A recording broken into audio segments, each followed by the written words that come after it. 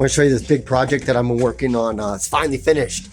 So you got your outdoor water source here. It's called a spigot, and I have it split. So one goes into your typical hose that normal people would use a spigot for, but this other thing goes over to here into another spigot that I built using an old piece of post. And so this has a 4-zone manifold with these lines that go underneath the deck, and I'm going to show you where these go.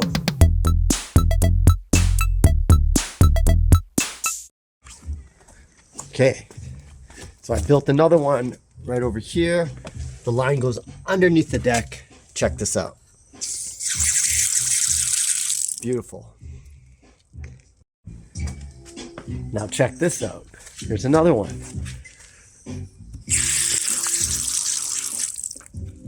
This was a little trickier one because I had to put a T on here because it continues down over here. And here's another one, which is super far away. And that works too.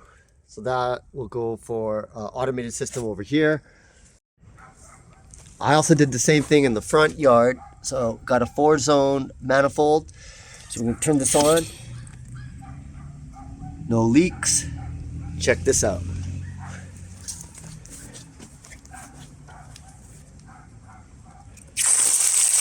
Water. That will do all of these gardens over here. And if we follow this line, take us over here. And watch this. This one's already set up. So it goes from here into the ground, which goes across over here, comes up here, then splits this way and also that way. So let's go ahead and turn this on.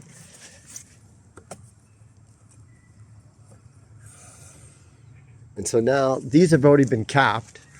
So there's water in here ready to go.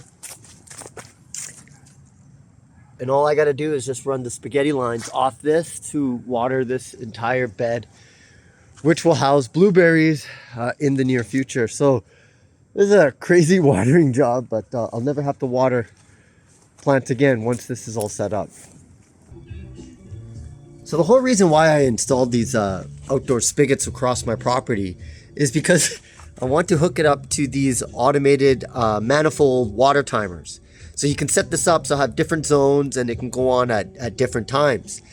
Now I installed 5 of these across my property. And if each one has one of these, that's a total of 20 different zones of self-watering.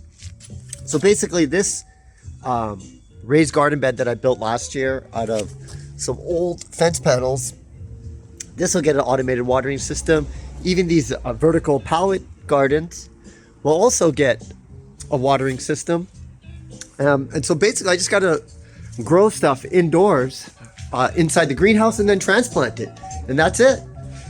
Let me show you how this looks. Let's take a quick look.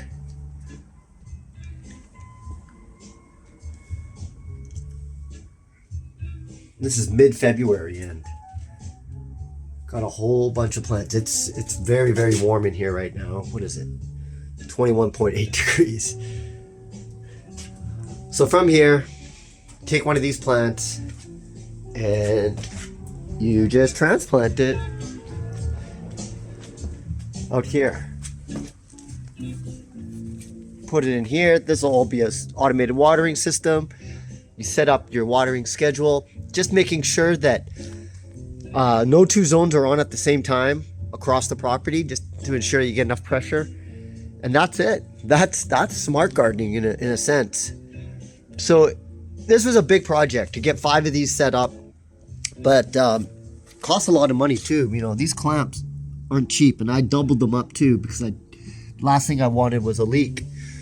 So I just got to basically the next step is to start running these lines and then connect it onto here and then set up the timer. So, you know, the hard stuff is done. It's just getting down to the individual garden beds and setting that watering system up before summer, because it's still going to rain a lot, but this is mostly for summer.